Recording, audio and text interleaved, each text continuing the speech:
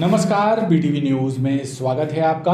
आइए खबरों की शुरुआत करते हैं इस खबर के साथ। जबलपुर से हवाई सेवाओं की संख्या बढ़ाए जाने की मांग को लेकर वायु सेवा संघर्ष समिति द्वारा 6 जून को डुमना एयरपोर्ट के बाहर विरोध प्रदर्शन किया जाएगा।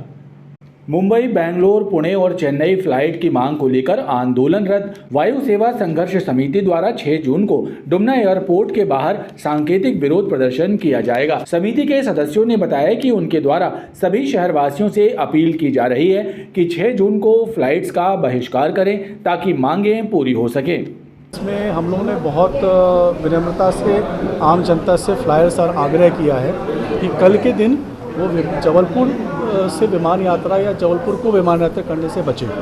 ये एक प्रतिकार है, एक तरह का हमारा एक प्रदर्शन है जो कि हम विमानन कंपनियों के खिलाफ कर रहे हैं। ये आंदोलन सिर्फ और सिर्फ हमारी मांगों को पूरा करने के लिए है। जब 16 फ्लाइटें चलती थी जबलपुर से, आज वो स्थिति है कि हम 16 से 5 पे आ गए हैं। तो हमारी को यथावत स्थिति चाहिए।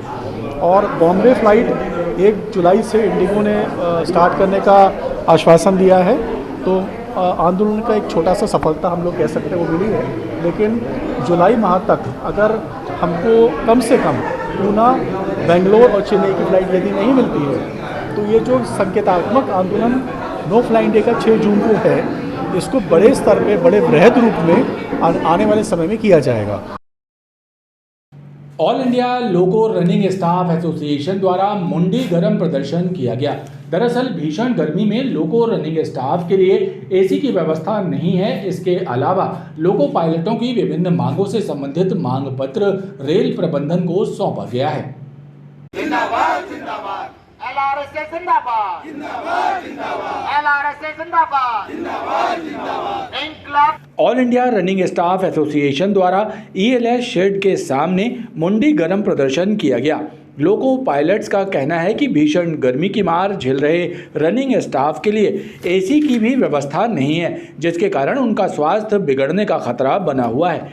इसके अलावा रनिंग स्टाफ की विभिन्न मांगों की ओर भी रेल प्रबंधन का ध्यान आकर्षित कराया गया। रेल प्रशासन होश में आओ, होश में आओ, होश में आओ। रनिंग स्टाफ से मत टकराओ, मत टकराओ, मत टकराओ। पूरी ना आज ये जो मुंडी गरम का कार्यक्रम रखा गया है यहाँ पे ऑल इंडिया लोको रनिंग स्टाफ एसोसिएशन की तरफ से रखा हुआ है। इसका मुख्य उद्देश्य जो है वह लोको में एसी लगवाना, क्योंकि आज जो वर्तमान कंडीशन है सारे इंडियन रेलवेज़ में, खासकर जबलपुर डिपो में जितने भी लोको रन कर रहे हैं उन सब में किसी में भी एसी नहीं है। यदि है तो वो कार्यरत नहीं है। क्यों?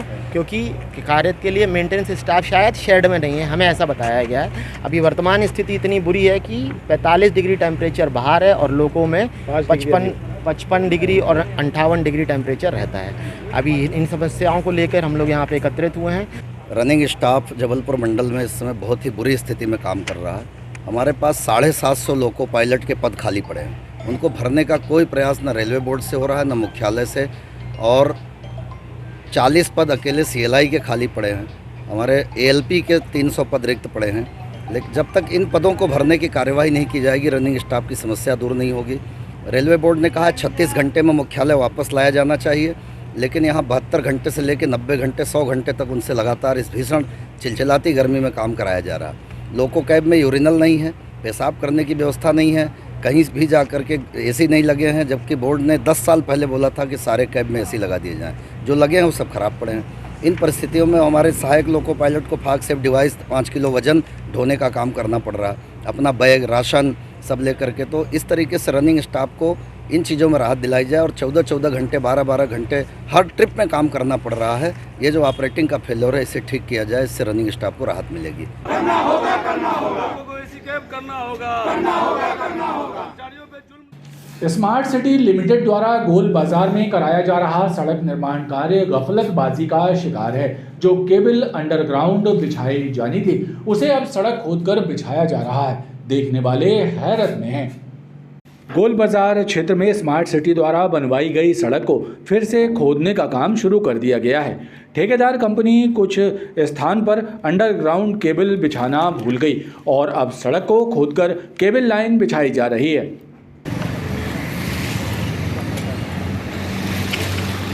जबलपुर स्मार्ट सिटी के द्वारा हमारे जबलपुर को स्मार्ट बनाने के लिए विभिन्न प्रयास किए जाते हैं, परंतु जबलपुर स्मार्ट सिटी अभी भ्रष्टाचार का अड्डा बनता जा रहा है। इसका प्रत्यक्ष उदाहरण गोल बाज़ार से मालवी चौक की रोड है, जिसमें विद्युत विभाग द्वारा केबल डाली जा रही थी, जो कि अंडरग्राउंड डालनी थी। अंडरग्राउंड जब केबल डाली जा रही थी तो क्रेन द्वारा इसका कार्य किया जा रहा था।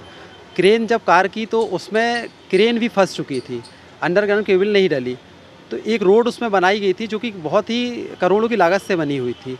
रोड काट कर अभी वर्तमान में मध्य प्रदेश विद्युत मंडल द्वारा ये केबल डाली जा रही है। स्मार्ट सिटी का लगातार भ्रष्टाचार ये दिखाई दे रहा है।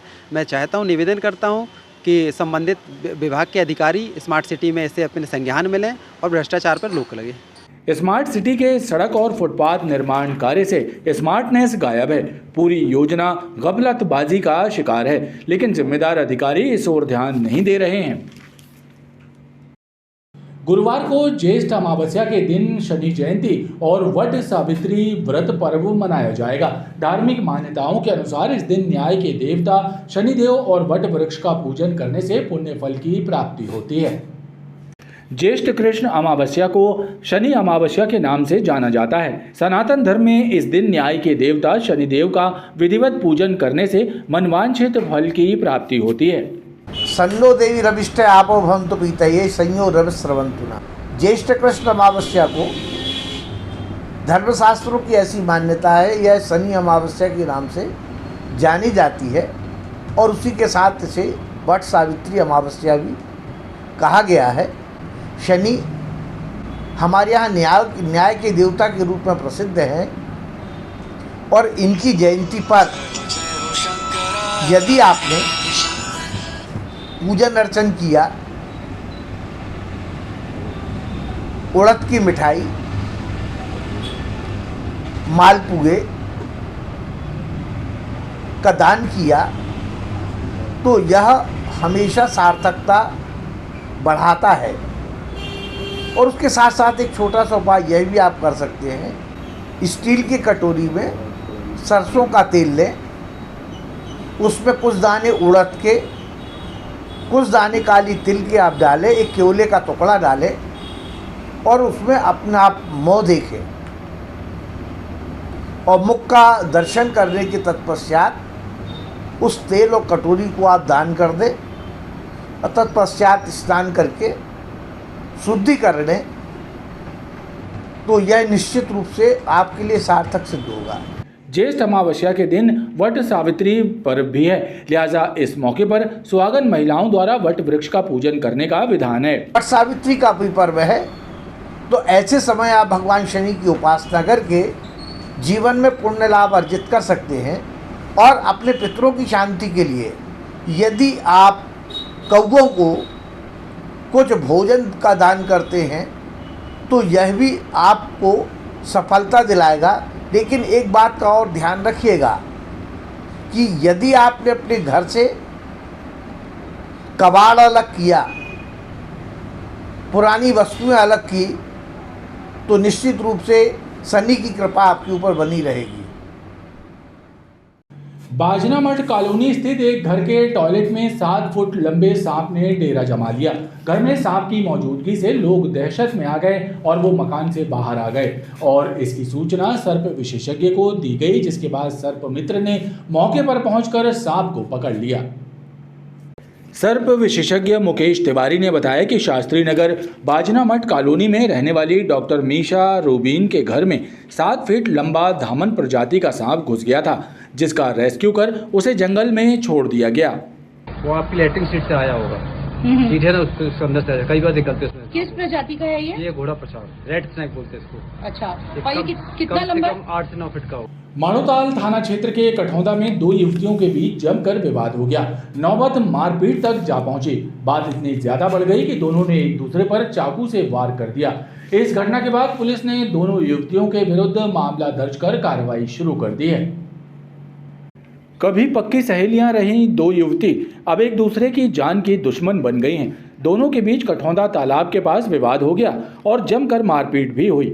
इस दौरान दोनों ने चाकू मारकर एक दूसरे को घायल कर दिया। माड़ोताल थाना प्रभारी विपिन ताम्रकार ने बताया कि मानसी और साक्षी नाम की युवतियों के बीच हुई चाकूबाजी की घटना की जांच की जा रही है और दोनों के विरुद्ध मामला दर्ज कर लिया गया है। दो युवतियों में आपसी पुरानी रंजिश को लेकर विवाद हुआ और कठौंदा तालाब के पास इनका विवाद चाकूबाजी की घटना तक पहुंचा और इस घटना में दोनों ने ही चाकू से एक दूसरे पर वार करके दोनों ही घायल हुए हैं। दोनों महिलाओं को प्राथमिक उपचार हेतु जिला चिकित्सालय विक्टोरिया भेजा गया था, जहां से एक युवती मेडिकल रेफर हुई है और दोनों ही मामलों में पुलिस के द्वारा प्रथम दृष्टया प्रकरण पंजीबद्ध कर विवेचना की जा रही है। मैं उसके साथ रहना बंद कर दी। मेरे मम्मी पापा ने मना कर दिया कि इसके साथ रहना मत, सभी लोग हम लोग फ्रेंड लोग किसी के साथ उसके साथ नहीं रह रहे हैं करके। तो वो मेरी वीडियो अपलोड कर रही है इंस्टाग्राम पे, फेक आईडी बनाती है, लड़कों को भेजती है, फॉलो करती है और मेरे घर वालों को बदनाम करती है, मम्मी की फ़ोटो डालती है। तो मैं उससे मिलने उसको कॉल किया मैंने कि मैं तुम्हारे पास आ रही हूँ, तो उसने मेरे को बुलाया कि आ जाओ करके, तो मैं डिलीट कर दूँगी तुम्हारे सामने। तो मैं उसके पास गई, बातचीत करते करते उसने ना ऐसे मुंह से बात हो रही थी तो लड़ाई हो गई। तो उसने कटर निकाल के मेरे पैर में मार दी कि मेरे पैर में मतलब 20 टाँके आ चुके हैं पूरे। और उसको भी मतलब मेरे से लड़ाई होते होते हम लोग एक दूसरे को पकड़ रहे थे तो उसको चाके उसको खुद ही लग गई। वहीं साक्षी को इलाज के लिए मेडिकल भेजा गया है। एक और जहां सरकार लाडली लक्ष्मी योजना जैसे प्रयास करके बालिकाओं के जीवन को बचाने की कोशिश कर रही है, तो वहीं समाज में अभी भी कुछ लोग ऐसे हैं जो बालिका को बोझ समझते हैं। ऐसी ही किसी व्यक्ति के कारण महाराजपुर में 5-6 माह की एक बच्ची का शव मिला, जिसे पीएम के लिए भिजवा दिया गया। महाराजपुर कमानिया गेट के पास एक नवजात बालिका का शव मिलने से क्षेत्र में सनसनी फैल गई। मौके पर पहुंची पुलिस ने नवजात बालिका के शव का पंचनामा कर उसे पोस्टमार्टम के लिए भेजा है। पुलिस ने मामले में जांच पड़ताल शुरू कर दी है। आज दिनांक को सुबह जरिए सार्वजनिक सूचना प्राप्त हुई कि महाराजपुर कमानिया गेट के पास एक 5-6 महीने की नवजात बालिका का शव पड़ा हुआ है, जिस तस्दीक वास्ते हमारा आरक्षक के रवाना हुआ था। जो रवाना होकर वहाँ लोगों से पूछताछ की, जो नवजात बालिका के संबंध में किसी को कोई जानकारी नहीं थी। नवजात बालिका के शव को तलब करके हम लोग पीएम वास्ते मेडिकल अस्पताल लेकर गए हैं। बाद पीएम के शव को कफन दफन हेतु नगर निगम को सुपुर्द किया जाएगा। बालिका के संबंध में कोई जानकारी प्राप्त नहीं हुई कि उसके पेरेंट्स कौन है, उसके परिजनों के संबंध में जानकारी प्राप्त की जाती है। एक और सरकार कई योजनाएं चलाकर जहां बालिकाओं के जीवन को वरदान बनाने की कोशिश कर रही है, तो वहीं समाज में ऐसे लोग भी हैं जो बालिकाओं के जीवन को अभी भी अभिशाप समझते हैं। ऐसे लोगों पर सख्त कार्रवाई होना ज़रूरी है ताकि दिल को दहला देने वाली ऐसी घटनाओं पर विराम लग सके।